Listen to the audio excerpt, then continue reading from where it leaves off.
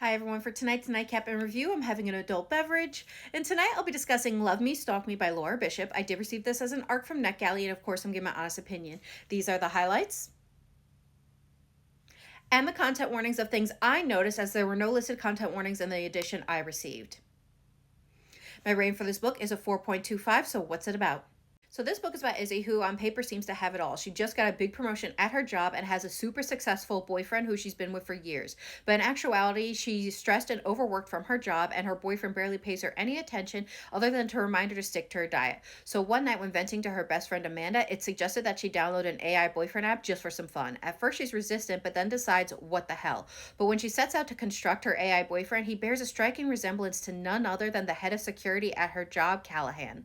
The thing is, while she thinks she's been pouring her heart and dirtiest fantasies out to a chatbot, it's actually been none other than Callahan, who from the moment he saw her knew she belonged to him. So when he found out about the app, he decides to hack it so that he could be the other person on the screen and be there for her, whatever her needs might be. But what she might be needing most soon is protection, and from none other than her boyfriend, who has a secret that's about to put Izzy in danger.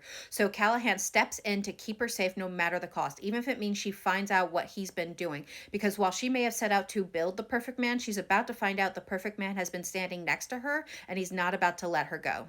So what are my thoughts? Again, I'm giving this a 4.25. Now, I do think the concept for this book was really cool, and I do think the author executed it in a lot of ways, as well as I think this would be a great intro into dark romance for anyone who's looking to explore the genre. But I will say, while I had fun reading it, I didn't completely vibe with the book. Now, first up are our characters. Callahan, Cal, who I definitely adored. I love how attentive and thoughtful he was when it came to Izzy, and all the ways he tried to build her back up after her boyfriend tore her down. I also really enjoyed all the lengths and methods that he went to stalk her, so I definitely enjoyed him as a character. And I would say he's kind of underemployed as a head of security for a high-end boutique, because he seems to be a unicorn jack of all trades and seems to do it all. He is ex-military, a paramedic, as well as he's like this super genius hacker.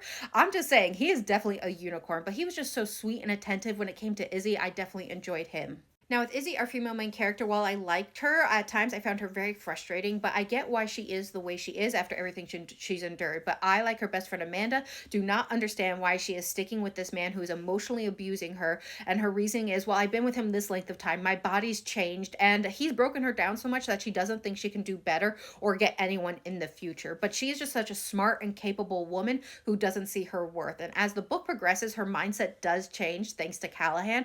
So that spark comes back in her. So the second half of the book, I did enjoy her a lot.